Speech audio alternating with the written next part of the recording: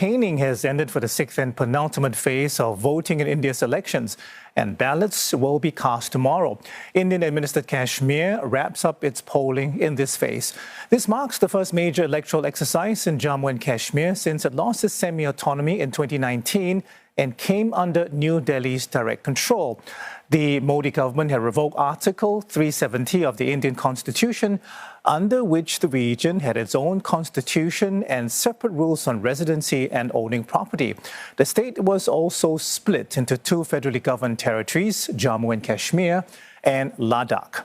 While Jammu and Kashmir has 5 parliamentary constituencies, 2 in the Jammu region and 3 in the Kashmir Valley. The 2 constituencies in Jammu, with largely Hindu electorates, sided with the BJP in the last 2 elections. This time, too, the party has campaigned vigorously to retain these seats. The Muslim-dominated Kashmir Valley has traditionally favored regional parties, and the BJP has opted out of a direct contest here for the first time in nearly 3 decades. The opposition has questioned this decision, even as the BJP says its move is strategic. Critics have accused Mr. Modi's Hindu nationalist party of trying to change the demography of what is one of the country's biggest Muslim-majority regions. That's because now those living outside the region can work and buy land in Kashmir, something that was not allowed before. Prime Minister Narendra Modi argues New Delhi's direct rule has brought about a new era of peace and development in the region and has ended years of unrest. He says locals in the valley have welcomed the removal of special status, touting the revocation of Article 370 as one of his government's biggest successes. Now, what's significant on this election is the voter turnout as compared to previous polls. Srinagar saw a turnout of more than 38% compared to just 14% in the last election. Baramulla too saw a turnout of more than 56%, which the government says is the highest in the last 8 general elections. Some analysts see this as a rejection of the government's policy on the region and a bid by locals to get their voices heard through their vote. For more, we're joined by Michael Kugelman, Director of the South Asia Institute at the Wilson Center. Michael, appreciate your time today. Let me start by asking you about the seats at stake between Jammu and Kashmir. There are 5, only 5, maybe you might say, but just like the South, the stakes in this region appear to be outsized. Why is that? Right. The stakes are indeed high. I mean, as was noted before, this will be the first major election in Kashmir since India's central government made a major policy change in Kashmir in 2019 when it stripped Jammu and Kashmir of its autonomous status. So I think that this election is in many ways a referendum on India's Kashmir policy. This is a region that remains disputed. It's been the source of wars between India and Pakistan, so Pakistan will certainly be watching very closely what is happening. And also, it remains a very tense region. You don't have the terrorist attacks and the insurgency that you had a number of years ago, but it still is a very tense region. In fact, there were several militant attacks in recent days, and the elections in Kashmir are taking place under very heavy levels of security as well. Michael, the BJP, we know that opted out of direct contest in Kashmir for the first time in nearly 30 years. Why is it sitting out the polls, and how strategically sound do you think this move is? Well, I think the BJ fears that it's not popular enough to do well if it were to field candidates, and it fears that it would lose if it fields candidates. Obviously, it's not going to say that publicly. It would not want that embarrassment of having made this major policy shift in Kashmir some years ago, saying that would then bring more stability and normalization to Kashmir, and then field candidates and do very poorly. It wouldn't want that.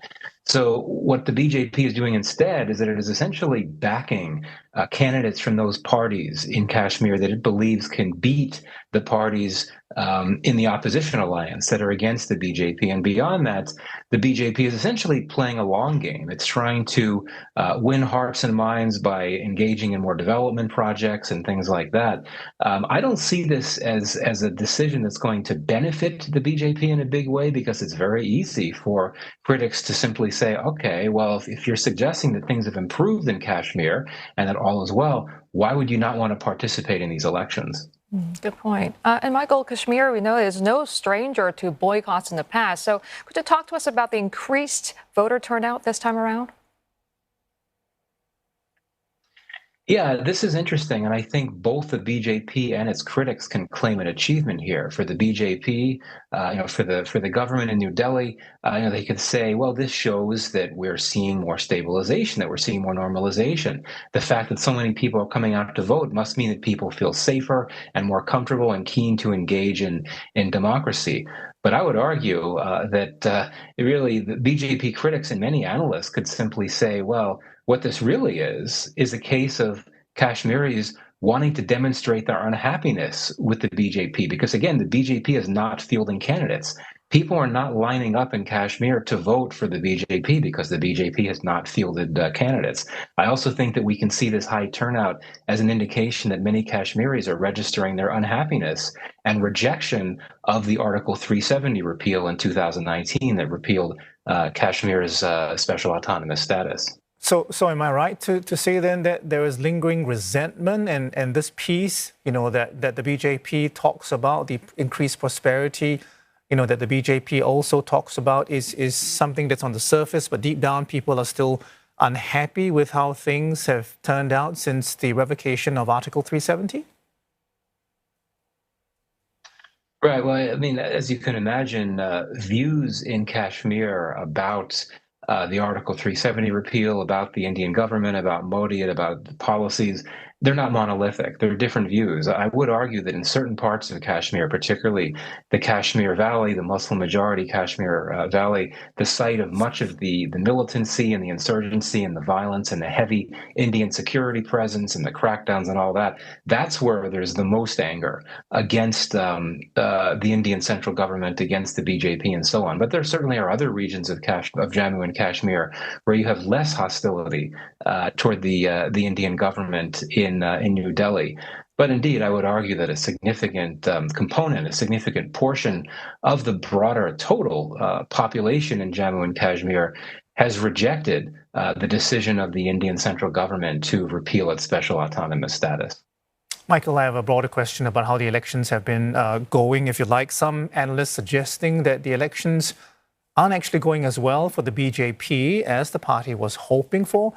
I mean, they point to things like how Narendra Modi is veering off message from, look how well India has done, to they'll take everything away from you. So, I mean, what's your reading of how things are going so far? I think that Modi and his party will most likely win the election. I think that there's a good chance that they will not do as well as they did in the last election in 2019. I imagine the margin of victory may not be as high, and I think you could point to anti-incumbency sentiment. It's very unusual in India for a prime minister to be around for so long. Modi's been there for almost a decade. We hear so much about the Indian economic growth story, but unemployment, particularly youth unemployment, has been very high for many years. Inflation has been quite high, and this has been concerning and something that I think that the opposition has been able to take advantage of, and that could eat into the vote share of the BJP. And also in several parts of the country, particularly in some southern states, there's a lot of unhappiness about the BJP's communal rhetoric, the Hindu nationalism situation, and so I think that could impact its final showing as well. Bottom line, the BJP will likely win, but I don't think we're going to see the landslide victory that we saw back in 2019.